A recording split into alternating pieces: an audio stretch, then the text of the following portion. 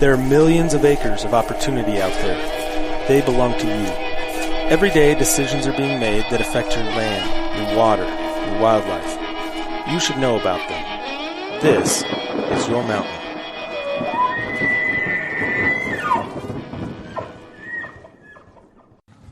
Good morning, afternoon, evening, whatever time it is where you're listening to this, and welcome back to another episode of the Your Mountain Podcast. What time does this podcast go live every? Midnight. If you're not listening to this at midnight... midnight some time zone time. I don't actually know which time zone it's hits. If you're not listening to this right when it comes out, you're not an ardent enough fan. But every Tuesday morning, everybody should be listening to this. Download it and listen to it, right? The voice you're hearing there, the sultry sounds of one Nephi Cole. Nice to be here, Dave. It is. And we have a stand-in. No, actually, we don't. We actually have a stand-in as in I'm looking at an empty headset in honor of Mike McGrady, who's not here. He's still got a real. He's always going to have a real job. He's still working for the place where he works, but the government, which prevents him from being able to travel to these amazing places that we get to go to surround ourselves with. People that are far more intelligent than we are on these issues. We are in the lovely city of Omaha, Nebraska, and we're at the. I always get this wrong. We've done these before from here, but it's the North American Wildlife Resources Conference put on by the Wildlife Management Institute. It's a Wildlife and Natural Resources Conference. Yeah, it's been around for a long, long time. The 85th. And it brings together, even in these trying times of the coronavirus and other fear, brings together 500-600 people, wildlife professionals from around the country. If you have friends who are at home right now because they don't get to go to their offices to work, or if you're at home right now because you don't get to go to your office to work, I'd encourage you to binge listen to every episode of the Your Mountain Podcast and share every previous episode of the Your Mountain Podcast with your friends. There are 85 of them now. No, there's 80. At the moment that we're recording this, there are 87. But by the time this one's posted, there might be 90. I don't know. We've got you covered for as long as you need to be quarantined at home. Go back and listen to the old ones. They're worth it. They are. And this one's going to be worth it too. We have a repeat offender joining us today. We've got somebody that, in fact, it's kind of fun to do this in person. Last time we recorded. I remember doing this. We were sitting in Nephi's basement, trying to figure out how this ringer program worked and get you dialed in. Yeah, we were doing a podcast. We were talking about CRM, Wife CRM. That did come up. Yeah. It was right, and the Timber app. We can revisit that, Mr. Eric Dinger. How you doing? What's up, fellas? Happy to be here. Is Timber taken off yet? Timber is ours. Yeah, you should ask yourself. Has Timber taken off? Clearly, you just answered our question. That suspense is gone. Yeah. Well. So for our listeners, Timber is the. Timber is the app that helps you find hunting buddies who share your hunting interests, where you can swipe which direction do you swipe if you like the hunting buddy. It was just a play on the Tinder app, right? And instead we get it. Yeah, no, I'm just but it was brilliant. Like we were trying to figure out how do you find the right people to hunt with. It's not doing well. It's still in development phases. What I'm having a hard time pulling up in my mind is what's the user interface? Like on Tinder, I assume it's like some attractive view of the other person, right? Right. Mm-hmm. That's what I assume. Actually, honestly, never. I've not seen that app either.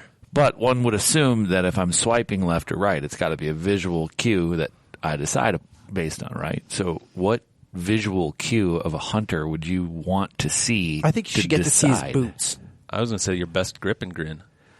Boots. I mean, it could be boots. Mm-hmm. Well, depends on the type of hunter you are, right? No, well, that's what I'm saying. I guess you're right, because for somebody like me, those boots would matter, because I need somebody that can walk forever. Mm-hmm. And I'd look at your boots, and I'd be like, gosh, no. Way too eager. So for you, it's like optics. For Nephi, it's like I need to see somebody that's got a good set of binoculars, I could judge good by your spotting boots, scope. Too. Yeah. But if you had the optics in it, you'd be like, there's a guy I could sit on a ridge with. Maybe boots with a rifle and your binoculars on top of it. And if you don't, or it doesn't have to be a rifle, I guess. Yeah. If it's a shotgun, that's The more complicated we make, the more we assure that only less than 100 people ever will use it. Yeah, this is why it's still in development. Yeah. but it would have been handy. It would have been working through handy. it. Rome wasn't built in a day. Right. Well, but you had the Wife CRM, was it CRS? Yeah, Wife CRM. Or CRM. Yeah, Excuse me. it's the sister company to Timber. Yeah. Wife CRM is basically a tool for helping you make your wife less pissed off less often. Mm-hmm. So the concept is when you're ready to go on a hunt, like a CRM, like a customer relationship management program you'd use like Salesforce, you set a date out a couple months or your anniversary is coming up and Wife CRM text messages you and says, hey, dummy, your anniversary is in 2 weeks. You should buy your wife a present. And then a week later it might text you and say, hey, noticed you haven't bought your wife a present. Here's 3 things on her Amazon list. You can still get them in time to not be a jerk on your anniversary. And you better do it because you're not a Prime member, and so this is your last Yeah. date. Yeah. And so you set all kinds of important dates out in the future, like anniversaries or deer hunts or turkey hunts or whatever it may be. And the CRM teaches you to be less of a Neanderthal. Yeah. So how's that coming in the development? I gave you my credit card number, and nobody's charged me for anything. I got no Amazon alerts. I just get in trouble. Yeah. So Yeah, I'm guessing still, that it's not happening yet. I mean, that's the money part's working. He's getting that just fine. The problem with being an early adopter is we've got to work out the kinks, but that's what makes you cool, right? Is you stay out on the front of all of this stuff. Mm-hmm. That way, when Wilms finally gets Wife CRM, he can be like, I've had that for 2 years. Right. You will have already been divorced because it failed you. And I can learn from your mistakes. That's how you work out the kinks. Crap. Okay, but that's not really what we're here to talk about. Although we wanted to provide an update to our listeners on these two patent pending. Yeah, it's like a warm blanket of an idea, right? It's just every now and then it comes up and you're like, It's like seeing an old episode of Seinfeld. Like, all right. I just was talking about Seinfeld today even. That's funny. There's always a good way to work in a Seinfeld reference. Well, we often, in addition to what we're going to talk about today, you're on a podcast called it's Gravelly Sound. No, it's On Gravel. The sound quality sounds like you're driving in a pickup truck. Which is the point of the podcast. Down a gravel road. Our podcast is all about what would you talk about on the way to a hunt. Mm-hmm. So the ambient sound of gravel, mm-hmm. it's like Pavlovian, right? You feel like you're in it with us. Mm-hmm. That, and we don't have very nice microphones. Yeah, it sounds like you're recording with the windows rolled down. Yeah, could be. We're literally talking on the phone to each other and recording it and calling it a podcast. Right. It's just good. Yeah, But the thing is we're so much more entertaining than you guys that it works for us. I mean, when you can. No, I can't argue. I'm trying to have a comeback here. Well. But ours has a lot more substance. It does. You may not laugh very often listening to ours, but you learn. But you're going to learn something. That's the hope. So that was the Seinfeld thing we talked about. Is Dave and I were like, gosh, if you listen to their podcast, it's just random. Like you turn it on. They're like the Seinfeld of the podcasting world. It's literally a podcast about nothing. Yeah. Well, what do you guys talk about on the way to a hunt? It's not like you have an agenda when you show up. No, we actually talk about policy on the way to hunts. We literally drive. We drove here. So we drove to Omaha from Wyoming together and past your home in Lincoln. And as we drove here, I think all we talked about was conservation organizations, law, what happens 2 years from now when said law, or whatever. Like that's all we talked about. Yeah, it was pretty much a law and policy discussion. That's our On Gravel. But that's what interests you guys, right? That's what you do for a living. You study that. The three of us on Gravel do different things for a living, and so we're not able to go nearly as deep in any one subject. But we could, in one minute have a policy conversation, and in the next minute you're telling a dad joke or bringing up some stupid story of McKean traveling the world. Well, Well, then why don't you tell us what you said You all do different things for a living. Why don't you tell us what you do for a living? That was a beautiful segue. Wasn't that nice? My goodness. Man, it's like you just set it up. Wow. I knocked that one out of the park, right? That was high-level podcasting right there. Right. I mean, we've been doing this for a while now. Yeah. I can 85 pick up on episodes, the cues. I heard. Could you imagine what it would take someone to get through all 85 straight? Like, how many Red Bulls would you have to drink? That's what it would take. Quarantine. We've got the perfect convergence of forces going on right now. Yeah. We call it the confluence. Yeah. I see. Mm-hmm. It's like a natural resources pun in there somewhere, right? Well, somebody else may have used that for their thing too, but this is ours. Well, here we are at the North American Conference, 85th time. Dave, there are actually 1,100 people registered for this thing. I was going with how many are here. Yeah, I think a bunch didn't come because of the coronavirus. But you're right. It's a big 1,100. That's more than I thought. I think we were one of the last conferences that are still actually going because everything, as of today, as of recording, is getting canceled. The NBA season got canceled last night. It's pretty crazy. Wow. Yeah. But you asked what I do for a living. I'm the guy that started Powderhook. And Powderhook is an app designed to help people hunt and fish more often, learn from locals. Where we're going is we were recently acquired by a company called Sovereign Sportsman Solutions, and S3 is their shorthand. And S3 is a company that sells the hunting and fishing licenses in 7 states and 1 province in Canada. And what that means is when you go to your DNR website in Missouri, for example, you're actually using S3's software to buy the license because the state doesn't build their own software for selling licenses. And so what we're working on right now is stitching those two things together so that you can have your license in Powderhook and lots of other cool stuff like that, where we're bringing technology into this world of licensing that probably has a lot more technology than some of the other areas in the natural resources community, but still lags, the Amazons of the world by 10, 15 years. I'm actually really angry with you. Good. About this because that makes better content. Right? No, I went on an elk hunt, multiple elk hunts last year, but on the last one that I went to, I could not find my tag. Yeah. That's my bad. Yeah. And so as I sat there going to Sportsman's Warehouse to get my tag reprinted for the reprint fee, I was angry because I was like, why aren't you on top of this? Why can't I just have my stupid tag on my stupid phone with my stupid Onyx maps and all the other stuff? Like everything, like it just seemed to me. I want to be clear. Nephi didn't intentionally offend Onyx by calling Onyx Maps stupid right there. You're welcome to. They're a competitor.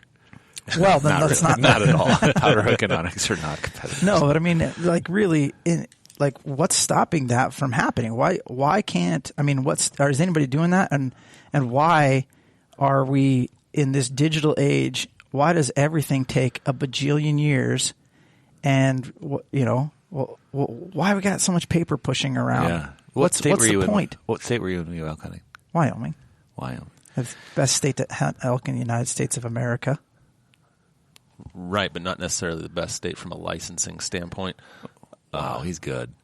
He's good. So let's dive into. Did I help you there? Oh man, you're so good. Right. Walter Cronkite here. I got that in my future. So I mean, really, I think what we want to talk about. So, what are the processes that are going on in those different states, and why aren't we more technologically advanced in terms of our licensing? Yeah, great question. So, for our listener, when we're talking about hunting licenses, what we mean is like you might go to Walmart and get your hunting license, or get online and get your hunting license, and in I think 46 states in the country, that system, the software that actually delivers and prints your license or sends it to your email, or you print it out at Walmart, that software is built by one of 5 or 6 different vendors, software companies who sell their licensing system into the state. So, in the case of Colorado or Wisconsin, they would be potentially different companies that are selling the licenses there. And so while it is Wisconsin DNR's website, it is not Wisconsin DNR's software that is selling that license to you. And there are a lot of interesting things that I think affect hunting really directly that happen in these licensing systems that, frankly, no one pays attention to outside of the licensing people. And I think that's a shame because there's a lot we can do if we were paying more attention to the place that we're trying to, we're all working to get more people outdoors and get people to buy more licenses. But rarely are the people who are professionals at selling licenses involved in those conversations. And that's kind of odd, I think. And so I think if you're going to understand licensing in general in this country, it's important to understand kind of the whole cycle. So what happens is, let's use the state of Colorado as an example. So we know that the state of Colorado is likely to get a new licensing system in the coming couple of years, right? They've been on let's say an 8-year contract with a vendor that they've had for that long on that same system. Well, right away, you guys can pick out problems with that, right? If it's the same system for 8 years, I mean, what's changed technologically in 8 years? Well, almost everything, right? So what happens when somebody comes out for bid to get a new license system is they prepare something called a request for proposal or an RFP. And usually that RFP will be, somewhere between 150 or 250 pages of requirements and specificity that they need in their licensing system because all 50 states do it differently, right? Which makes perfect sense. Yeah. I mean, there are better answers than that, but our North American model prescribes that the state fish and wildlife agencies have the authority to manage wildlife in their state, right? And so they have taken that authority, and this whole conference we're at is about how to use that authority to the benefit of animals and people, right? So a state will spend sometimes upwards of 2 years developing their request for proposal. So let's say Colorado was going to come out with a proposal in 2021. They are working on that request for proposal now. Then companies will be given somewhere between a month and 3 months to bid on that. So let's say that they started today, their RFP would come out a year from today. The companies would get, say, 2 months to bid on that, so we're at 14 months. They would take probably 2 months to award and create the contract, so you're at 16 months. And then it'll take sometimes somewhere between 8 and 16 months to build it. So best case scenario, your license system, the first ideas that went into that proposal that it has to be are 2 years old. Best case scenario, the first time somebody buys a license, but more likely closer to 3 years old by the time the first person buys a license. And then those contracts are somewhere between 5 and upwards of 10 years long.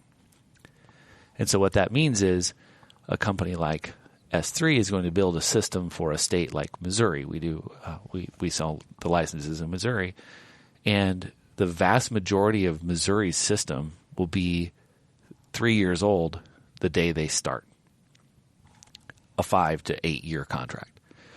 And yes, they're continuously improving it, and they're absolutely, making fixes and updates, but those are a fraction of the initial build. And so what happens is in a state like Colorado, which Dave, I think you have some stories about. We were talking about before the show. It may be that the ideas in that system and the vast majority of the system itself is 8 or 10 years old. And, you don't have to know a lot about technology to know that at a minimum, that doesn't work very well anymore with how fast things change. Is it because of the way that states, is it, have people talked about how to change that? Because it sounds to me like what you've got is siloed decision-making in each state, kind of deciding what they think that they want, and then rolling that out to vendors rather than, is there an opportunity for a think tank like you and me and Dave to figure out exactly what would be, what an ideal process looks like, and then to push that towards the states instead and say, adopt this and sell to them rather than having, because that RFP process, you know how it works. It's like RFPs, like the agency's like, oh, we think we want a green truck with blue wheels, and you say all this stuff, and like, yeah, somebody can make that for you. But the reality is that might not be the best truck out there. But let's really quick, before you answer that, if you don't mind, let me just add one more thing on there, because there's one piece that we have to recognize when you're dealing with a state government is most of these RFPs, most of these processes are laid out in statute. Like the legislature of that state has decided this is the process that you must undertake to go out to bid on projects, and this is the timeline that is often required. Yeah. And so one of the first hurdles that you have to overcome is actually with the legislature and the statutory construct for purchasing, making sure that the whole idea is they want to be as transparent as possible and fair to anybody that wants to submit a bid. And so they've laid out a legislative process to do that, because they're the government. They're supposed to be transparent and not being biased towards a particular vendor. Right? So I just want to lay out that. Yeah.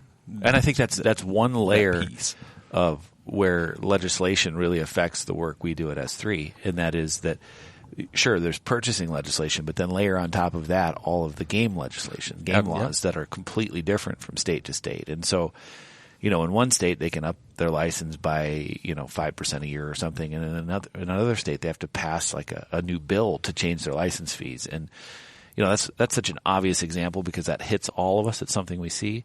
But everything that undergirds that stuff is often subject to legislation. And so by law, these systems are different.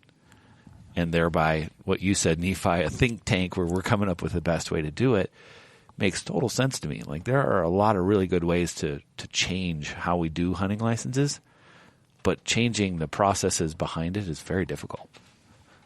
Yeah, I think to me that's sorry, somebody just came through the door behind you. It was very distracting. So that to me is like that's a real challenge.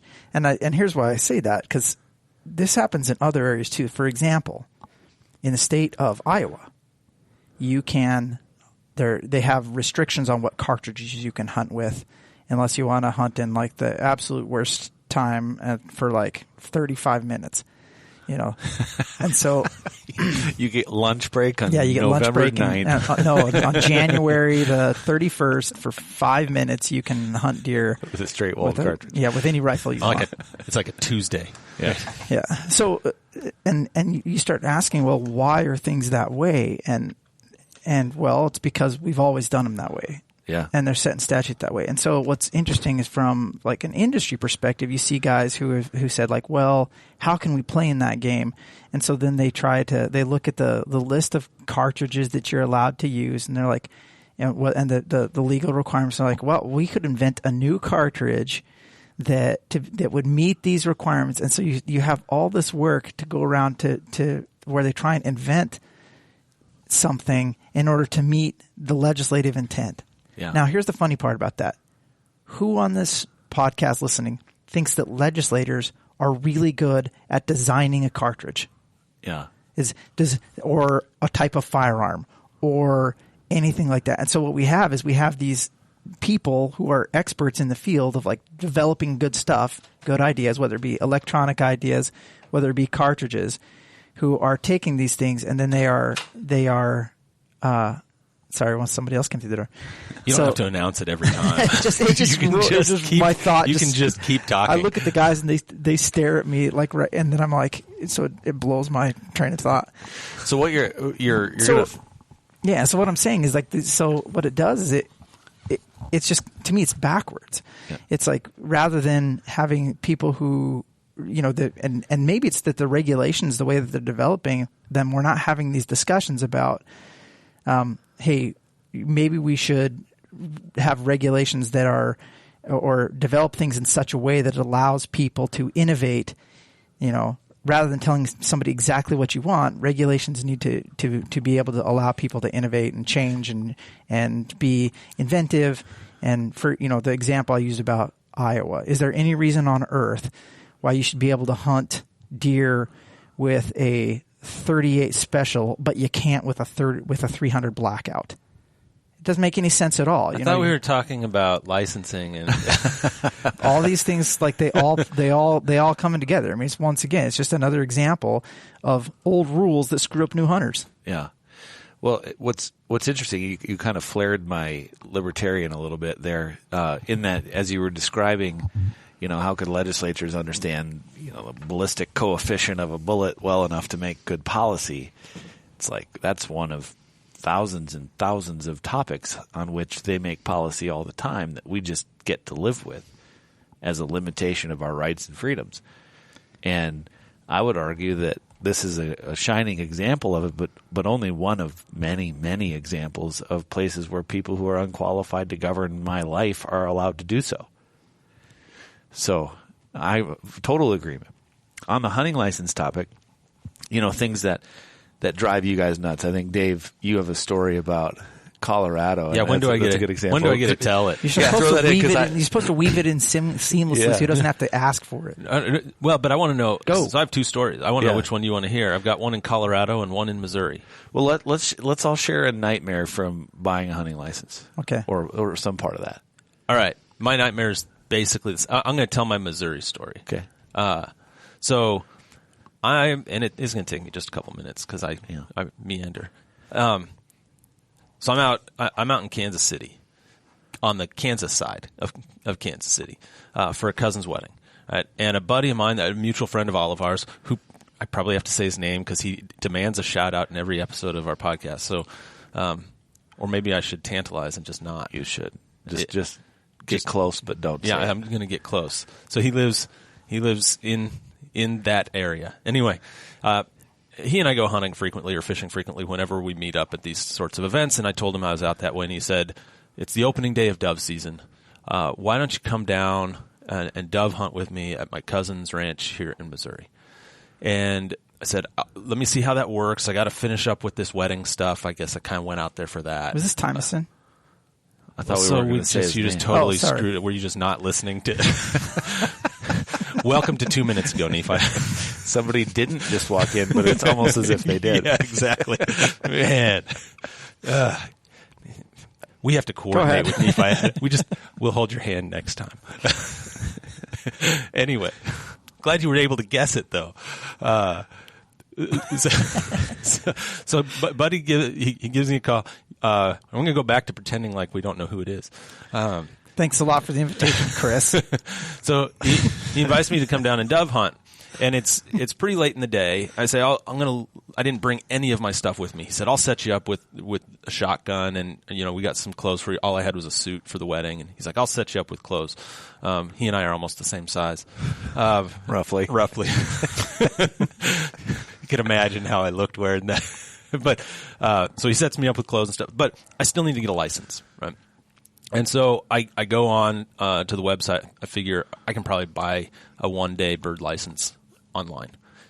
And I can, and this was 2 years ago, and I can, but I get online and it says you can, but you have to have your hunter safety, and you have to show that hunter safety certificate, proof of hunter safety from any state, as long as but you have to show it before you can buy the license. So I don't have that, because I hadn't planned on going hunting. This was a spur of the moment deal, right? So I get onto I'm from Wyoming. I get onto the Wyoming page. I can actually, I don't have access to a computer, but he does. I call him up and give him all my information to be able to log in and print off my hunter safety certificate off of the Wyoming page. He prints that off, puts it in an envelope on his front door before he leaves for Missouri. I go over there at 10:30 at night and pick it up. And then I go so I have the hunter safety certificate, and I just assume I'll be able to upload it onto the system and be able to buy my license. Can't do that. You got to show somebody in person the first time to get a license. Once you're in the system, you're in, but you have to physically hand it to somebody that's a licensed selling agent, and then they have to verify it. So, it's 10:30 or 11 o'clock at night. I got to find a place, and only place open at that time are Walmarts. So I go to Walmart's on the Kansas City side. I go to Walmart's on the Missouri side. I'm just trying to find anybody that'll do it. No Walmart has a licensed selling agent past 9 o'clock in this major metropolitan area. And finally, being an attorney and having worked for a wildlife agency, you threatened a manager with a no, lawsuit. I just think there's got to be a loophole. There's got to be another way. And I knew that in Wyoming we had a hunter mentor program where you didn't have to have a hunter safety card as long as you had somebody that did have one and was a licensed hunter. You'd still have to buy a license, but you didn't need to have taken hunter safety. You could be hunting under a mentor. Like, I think the only way I'm going to be able to dove hunt in Missouri is if I have a hunter mentor. So I called him up and said, I'm going to need you to be my mentor. And once he agreed to do that, I could plug that all into the system. I could buy a license, and I had to stick to him like glue. This is the other to hunt doves that next day. And so, but who would have known that was an option? Only an attorney. See, right. So this is the other problem, is like our systems, when our systems are so complex that the only people that can figure out ways to skirt the rules are attorneys, it's not fair. Yeah. And it's not skirting the rules. One would wonder. Don't use the word skirting the rules. One would wonder who made them so complex to begin with. Dang attorneys. It wasn't attorneys. Couldn't have been. Couldn't have been. Eric and I would be much simpler. We'd just been like, but when we're show them your driver's license and then go. But my point is, and I had a very similar experience in You Colorado. should have to have a real ID, though. That's my... Anyway, the reason I tell this story, I had a very, very similar experience in Colorado, and maybe the lesson here is I shouldn't just take last-second invitations and go. I should plan ahead. I tend to be a spur-of-the-moment thing. If somebody calls me and says, let's go, I want to figure out how to make it happen. But the reason I tell that, and the reason that we want to talk to you about this stuff is, I think a piece that people sometimes forget when we talk about access and opportunity and making it easy as possible to recruit new hunters and keep hunters and make it easy to get out in the outdoors. This is one of the first entry points into that. Yep. Is you're buying a license, and if that process is exceedingly difficult, like daunting. If I hadn't been an attorney and knew that I could go through this route of doing the Hunter Mentor program, Missouri would not have received my $100 that day. So I happen to have a fair amount of knowledge about Missouri's system because they use S3's licensing platform. And it's a really good example of... So now I'm just critical of your work. No, I think what's interesting is like, the gentleman in Missouri who runs their licensing program probably would have told you that that's annoying 10 years ago. A lot of these people know very well that things could be easier or different. And so a really good example is having to show proof of your hunter ed certificate. So this is kind of how this stuff happens and the pace at which it happens. So you no longer have to show somebody in person.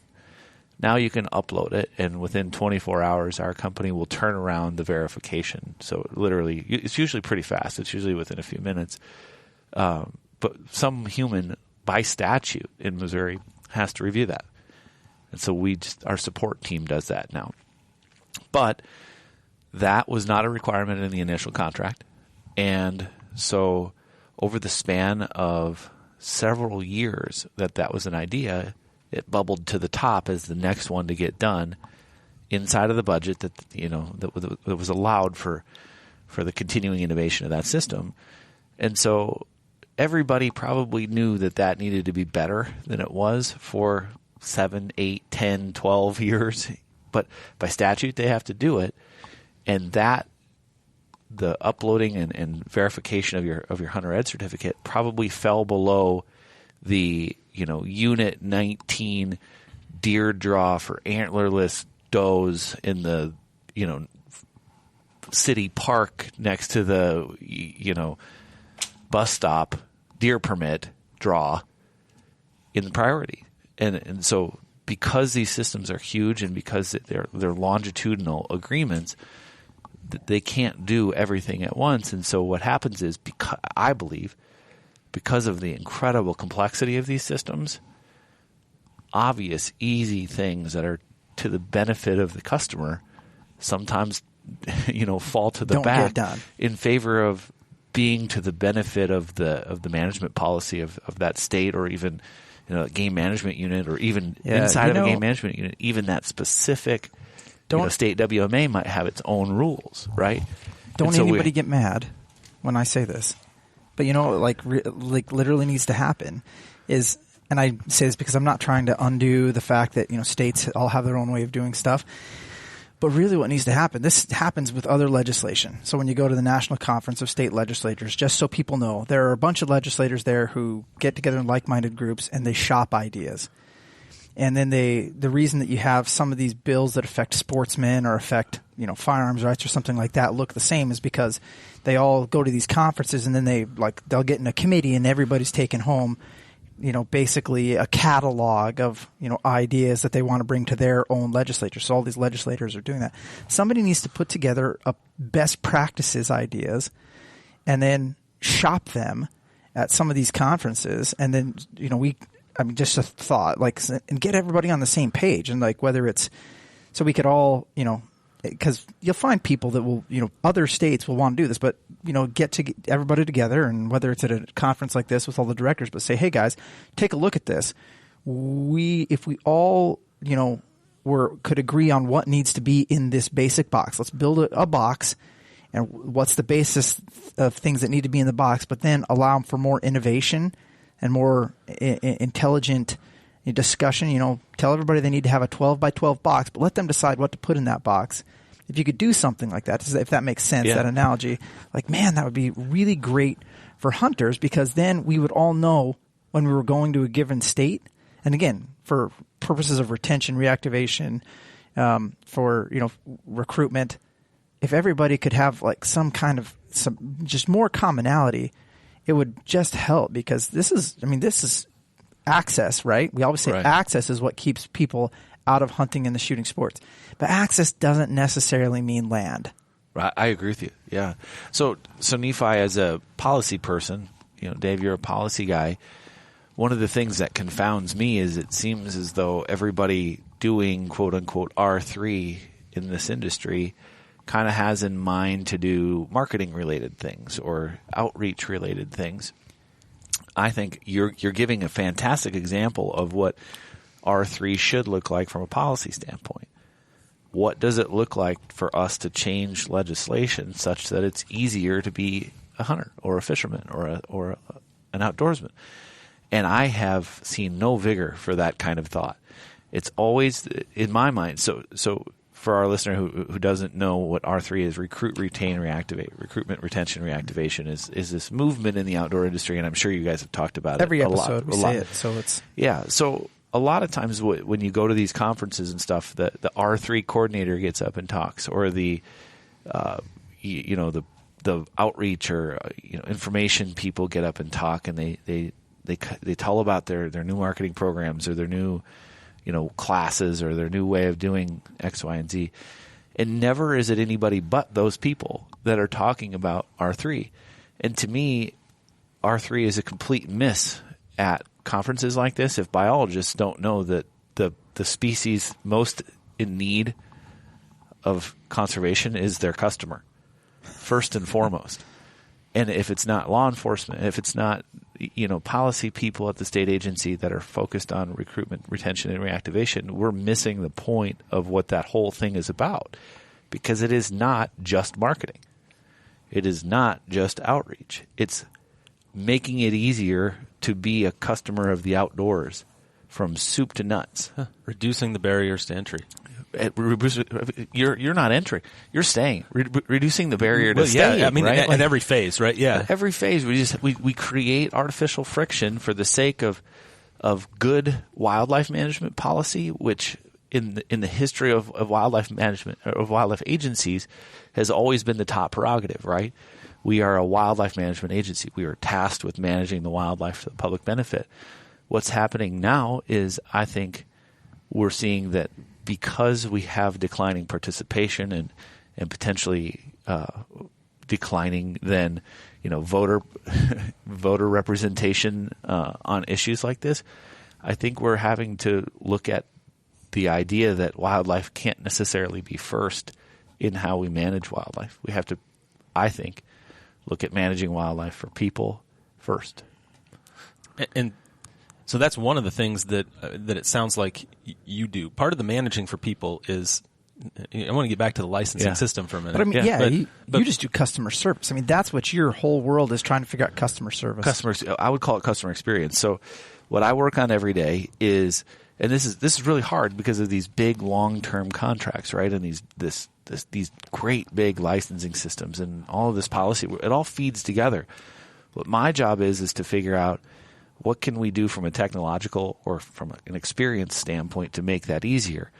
And there are way more days than not where that's really frustrating, because the really good ideas that you can implement quickly and get done well and it can really help are not easy to get implemented into these systems. And so that's no one person's fault. It's just, this is a giant ship it's a bureaucracy. Slowly. Yeah, it's a bureaucracy. Well, it's not just it's many bureaucracies. Yeah, I mean, with history and tradition all steeped in and baked in there, and political appointees who you go like, oh yeah, we should have this kind of ref, and they're like, well, I've been on the commission for 5 gajillion years, and we don't do that. Well, the example I always think about. So when I was working for representing the Wyoming Game and Fish Department, it was at a time where we were transitioning away from paper applications to online applications for licenses, right? And it's that the old school public resistance to change. Like, you get these guys that all I've ever done is fill out my paper application and mail it in. I love that day that my application arrives in the mail and I can fill it out and I mail it in. It's something I like to do with my kids. I want to write it in and mail it in.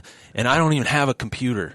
And and so we're like, okay, well, we're gonna make sure every game warden station has a computer. And we're going to make sure, if you really want a paper application, you can still pick up one. I mean, there's this whole phase-out plan. I mean, a lot of the resistance that the agency faces, in my experience, wasn't necessarily internal. They were external pressures from people that feared change because, well, darn it, this is just the way we've always done business. Uh-huh. This is the expectation we have, and you're making it harder. You're actually, by trying to make it easier for me, you're making it harder for me. Yeah. And so then it put this external pressure from the consumer, the customer, on the agency to accommodate everything. Right. Right. Yeah. Which then made it harder to accommodate anything. Yeah. And now we have Amazon, where, like, I use the anecdote a lot. I can buy a hubcap for my '86 Buick Riviera in 30 seconds. From the time I open my phone, I can have a Buick Riviera hubcap sent to me in 48 hours. Yeah. It takes me 30 seconds to do that. Like, the most obscure random product you could name. You have it a takes Buick Riviera. I know, but you get the idea, right? Oh, yeah. Like pick something, the most obscure thing you can think of, and you can buy it on the internet in 30 seconds. But if you don't know how to buy a hunting license, even if you've bought, like you have, Dave, hundreds and hundreds of them, if you don't know how to use that system in Missouri, it's going to take you hours and it's going to piss you off. Well, I almost threw my hands up. And by the way, the end of that story was when I finally figured it out and I hit the road. It was about 2 a.m. by the time I finally figured it all out and could drive. I arrived in Missouri just as the sun, just before the sun was coming up. I walked in as everybody was getting dressed for the day. Like, I stayed up through the night to go out and shoot doves. I mean, I can like it's ridiculous, but I just wanted to be able to spend the day with my buddy and do this dove hunt. This is the issue we got to fix. I mean, if you're making it so hard for people to play the game, like, why? Why would we do that? Like, and for people, and here's the old timey thought process. This is going on. Where it was like, well, I did it, or and with hunters, we do this too, right? In hunters, there is a certain we exclude people on purpose, where we're like, we don't want people to know how to do it. We don't want them to know our spot. There are, we want to minimize. We want to keep that experience for ourselves, and if they're too lazy to do it, then they don't get to do it. But what's happening is, over time, we're dying off. Yeah. Over time, because we're so fixated on these things that this is the way it has to be. And if you want to come play our game, you gotta buy this color shirt if you want to come play our game, and all those things. We've become such animals of habit in that regard that we're losing the fact that everybody's falling out of the lifeboat and drowning. It's every profession in addition to hunting. It's like, well, I did it this way, so you should have it. It was like, as a lawyer, I advocate for changing the way we conduct the bar exam in a lot of places, and it's starting to change around the country. But you hear a lot of old school folks that are like, no, I had to go through that experience, and so they should have to go through that experience too. And it's kind of like that with hunting. It's like, well, I had to do all of that, so the next generation should have to do all of that too, right? It makes no sense, right? This fear of adaptation it's real. It's understandable, but really, if you think about what we really should be trying to do if we want our kids to be able to hunt, this makes no sense. Because the further we take this down this road, the more archaic, the more vestigial stuff we have, the harder it's going to be for future generations to meet those requirements that are no longer have application to them in modern times. That's it. I think that's the perfect summary of this conversation. Is I have a 19-year-old daughter, and her willingness to do what you did to go dove hunting is zero. She does not suffer anything. Her life happens in her phone, and it happens on demand in every facet of her life exactly how she wants it, or she does not do it. Yeah. And that's just that she's not different from other young people. She's the norm. Yeah. Her life, by comparison to, we used to have to go to the store and get our food, or DoorDash didn't just bring you your tacos. You had to go get your tacos. Like, her whole life is in her phone in a couple clicks. But if I wanted her to dove hunt in Nebraska, and she had to figure that out on her own, good luck. Not a chance in hell. Well, and it's crazy. I mean, because you think about it, and again, folks are like, oh, it'll be good for them, and we're doing people a favor by making them do these things that we had to do, because then we're going to take them away from their technology. That doesn't work. It that doesn't ship work. Sailed. No, we're not taking anybody away from any tech. Yeah, when they get out there, that's your opportunity. When they get into the field, that's where you can, they can start to connect with nature. But if you're making people jump through hoops and hurdles to join our community, and that's what I'm talking about. Yep. It's like, and it's not, it's the technology, it's the types of firearms they use, it's the community that you want to introduce them to. Anytime we're saying to people, hey, if you should come be a hunter, but to come be a hunter, here's what you have to do. You have to look like me. You have to know what I know. Join our little fraternity. You have to do, suddenly you're asking them to make a lifestyle change instead of to come try something new that they should be able to incorporate into their life. So let me crystal ball you something here. Let me ask you a question. First, I want to know if I can get my tag on my iPhone, please. So the first state that'll have that this fall, the entire process, Ohio, Louisiana, you'll be able to show your license, click your license, punch your tag, submit your harvest report all in one. Doesn't that make so much more sense than game and fish agencies trying to chase stuff around with envelopes? So I'm a technology person. So from a user experience standpoint, that makes a lot more sense. From one of the things I worry about, and Dave, I'm sorry to have cut you off, but I'm sorry. No, it was Nephi that cut me off. I just want to be clear. It's always Nephi that cuts me off. I do it for Ryan Bronson. So some of what we can make the process of going hunting as easy as possible. What I hope we don't do is nerf the experience by doing that. And so a good example of that is we're going to put Game Check in the Powderhook app and in state branded apps going forward. And that means likely fewer Game Check stations. And I don't know about you guys, but I could stand at a check station all day long and hang out. I love going to the check station. I love check stations. See, you both are absolutely. This is the old man with his paper. Right. Get off my lawn, guy. No, right? Like you were talking about the guy who wants to fill out his paper application. This is that. Yeah. I can't remember the last time I stopped at a game station. Oh, so you broke the law? That's because he hasn't shot anything. No, that's because he hasn't shot. It doesn't matter. All hunters must stop. That's the law. There's never any the places but I you're hunt. right. You just hunt in super congested areas. The places I go hunt, there's like you drive on a dirt road for like 6 hours, and you drive on a dirt road back for 6 hours. If you meet somebody, he came looking for you. That sounds nice, doesn't it? Yeah. And yet he still doesn't punch tags. I don't know why. I don't even know why he's concerned about being able to have this on his iPhone, right?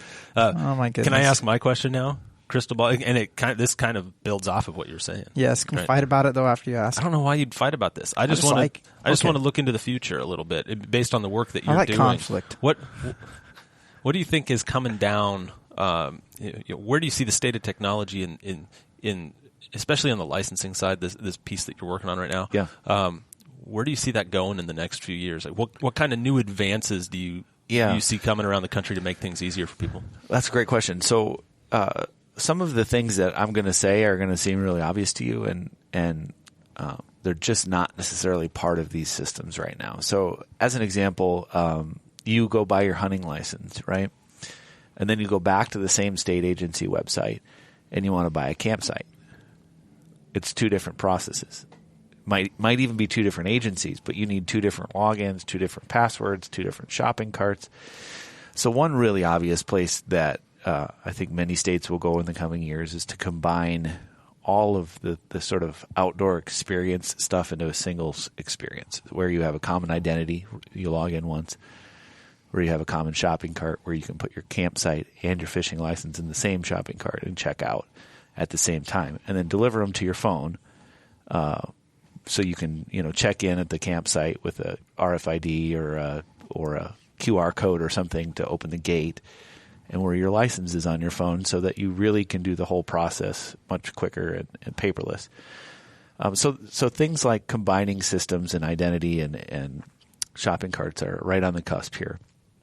Other things that probably seem fairly obvious to you but are relatively different in this space is you guys probably talked at length about PR modernization. And some of what that's going to give us the ability to do is previously you couldn't use that money to sell licenses or to participate in any way in promoting licenses. And a really good use of PR modernization is if you bought a license last year, wouldn't you be likely to buy one again this year? And shouldn't we send you that email or push notification or, just, hey, the draw deadline is, Thursday and you put in last year, you haven't yet this year. Like there's a really good chance we can increase the revenue for Fish and Wildlife agencies quite a bit. I know a bunch of people who just lose track of time. Yeah, I do. All the time. Like, oh man, I missed the application deadline. Or they pay a third-party service like Tags, or Hunt and Fool to manage that process for them when it really should be pretty obvious, to the state. And it is like I'm sounding as if these people we work with don't know these things. It's just really hard for them to get them in place, right? So simple things like licensing reminders, like 365-day license. So if you buy your dove permit on December 2nd, you're not disincented to do that. You get a full year, so your permit expires the next December 2nd. Things like auto renewal.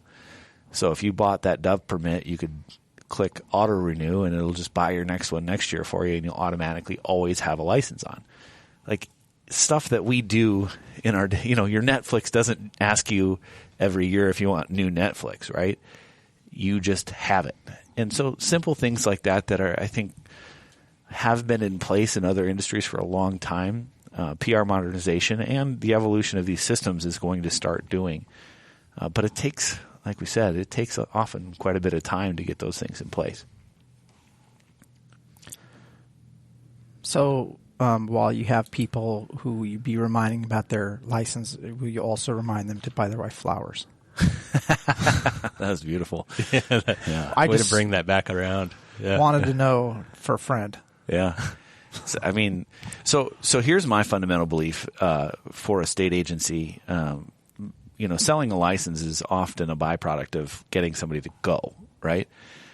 You have to get invited in Missouri, and then you're going to buy a license. It's not like you sought to buy a license first, and then you were like, now I have a license. What do Maybe I can this? go. Yeah. And so I'm doing that with plane tickets right now. Yeah, exactly. Yeah. Where is cheap? Wow, I can go to Hawaii for $96. Yeah, I'm just going to buy all that. And I guess now we'll figure out where to stay, and what to do, and everything. Yeah. So I think the next wave of change in the outdoor industry as it relates to state agencies is if we acknowledge that the license is like the gate pass at Disneyland, then getting you to come to Disney is part of our job, and making sure you have a great time at Disney is part of our job, or we're not delivering the Disney experience. And that's, to me, for the three of us, outside is Disney. But for lots of people, outside is terrifying and scary and hard to figure out. Yeah, the less than 50% of people that... Right. Yeah, literally less than 50% of people spend time outside. Yeah. And part of that is because we are not delivering outdoor experiences that match the experiences we see elsewhere. So we can very easily go bowling or buy a movie or go to Disney, and we're made to feel important and valued in that whole process. And then we fight to have to get a hunting license, and then we fight to figure out where we're going to go, and then we fight to make time to go, and then we fight to, all of that is hard by comparison. And so I think agencies are going to get into the business of experience delivery, where their job is to help their customer have a great day outside. And that's the job of every single person that works in an agency. So the one thing I didn't hear you mention in your crystal ball was a resolution to the example I provided you of my own experience of this. Okay. And you mentioned there was a change in Missouri on the hunter safety, but it still had to be verified. It wouldn't have helped my situation at the time. Right? Well, it may have, because those verifications can often happen in a matter of minutes now. In the middle of the night? Well, there's the Sports Center staff 24 hours a day. Is it? Okay. No, that's good to know. Often in several languages, which is a paradigm that's new to this space. But the thing that would really help you is a statute change, because then you could upload the photo and provisionally go hunting, and then you get a game violation if it's not a real hunter ed certificate. What would be wrong with that, right? Go. If we find out it's wrong, you're going to get a ticket. So simple. This is done. Pretty straightforward, right? Yeah, but that's not what's in the statute. But so that's one of the things that has to change probably in a lot of places. Right. This is an ask. So you have to lay out what the barriers are, not just on the regulatory side, not just on the administrative side within the agency, but are there barriers on the statutory side that prevent the agency from being able to make those accommodations? And you got to get those things fixed. This is why I think it's really important to have this is really in the details by comparison to what most people talk about in licensing. And to me, this is a great friction point in the creation and in the going of hunting, right? Of hunters and hunting. And policy people that I've ever spoke with, they don't know this stuff. And they don't know that this is kind of the R3 that they could be doing to really, really help with this stuff. So with the Your Mountain podcast, we're going to tackle this. And here's how we're going to work on it. So, I hope you're not committing me to anything. I got a pretty busy schedule. He's got to hunt at least 100 days next year. Yeah, exactly. I've got life goals. A bunch of our listeners, we know from looking at our listenership that they lean towards, not just people who love hunting and fishing, but professionals in the industry. We know that we have a lot of people like that's who they are. So we're going to, with this episode, where you find this episode on our social media, so please go to our Facebook page and look at this and like and follow that Facebook page. We're going to have there will at be It's Your Mountain. At It's Your Mountain. There will be a survey on there, and we're going to start asking some of these questions, because I think, and for you who are in these states, who are working in these agencies, who are listeners, please take a moment to stop and think about what your process is and what are the impediments that are regulatory impediments and that need to be overcome. So, it's great for us to sit around here and come up with what the good idea fairy. I want my tag on my phone. But for those of you who are listening to this and are saying okay, that doesn't work to have a tag on your phone in our state because of this legal requirement, we're going to ask you to kind of tell us what that is, and then to think about what that is, because in your state, you probably have the ear of someone who can help make the change, who could listen to that and could get that pitch. And so, please check us out and check out that survey. It's a good idea. Yeah, that's the first good idea I've heard out of Nephi in a while. Man. Yeah, well, sorry. Sorry to jab at you. I'm jabbing at you because How are you getting back to Wyoming again? apparently Uber. $1,600 Uber. You could I fly probably home. find like $3. You could fly home for like $9. You could probably charter a plane for price of some a lunch at Taco Bell. Just or trade it for something. toilet paper. That's the new currency. All right, I have an idea for you guys. We were talking before the show about archaic game laws and things that are goofy. You know that most youth seasons in this country are a week long?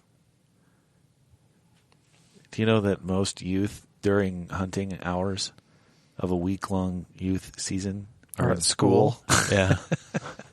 Why wouldn't we make youth season 2 weekends so that people could actually use more than 2 days of the 7-day youth season? It's a great question. I can tell you the answer to that, but it'll make a lot of people mad.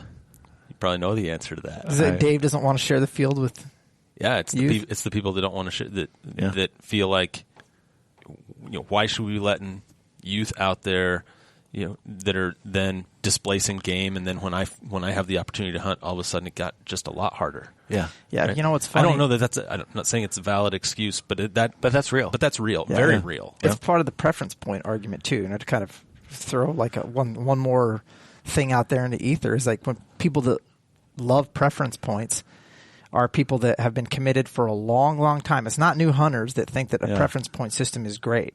And then if you try and get new people in, you're like, oh, we need to reduce these barriers to entry. Some guy who's been sitting on preference points for 10 years goes, no way. Yeah. I don't want, because I've been sitting on preference points for 2 years. If that guy wants to go hunting, he should have to sit on preference points for 10 years. When that person stops liking preference points? When they draw that tag and have to start buying points again and realize they're at the bottom of the list and they'll never hunt that animal again in their life. It's challenging. That's the other part of my contract. I have to include challenging every. You do. Mm-hmm. Synergy and challenging. I don't usually say synergy, but I do say challenging. Yeah, maybe too much. We're going to do we'll do some polling on that too. You don't know how to make a poll. I don't. I'm anticipating you're going to be the one doing that. But there are definitely a bunch of barriers to entry, and this is one that the reason why I thought this was going to be a fun conversation and really was is because we're talking about a barrier to entry that I think most people don't actually think about or realize is an actual we all barrier. have, right? And every one of us has, whether we're a new hunter or an experienced hunter. Yeah. It's a very real barrier, and I gave my circumstance, but everybody has their own story, right? About a system kicking them off, or not being able to buy a license for one reason or another, and on the opening day of the leftover tag for elk in Colorado 2 years ago, I called the help desk because you couldn't buy them online. You had to call. I called 119 times in one day.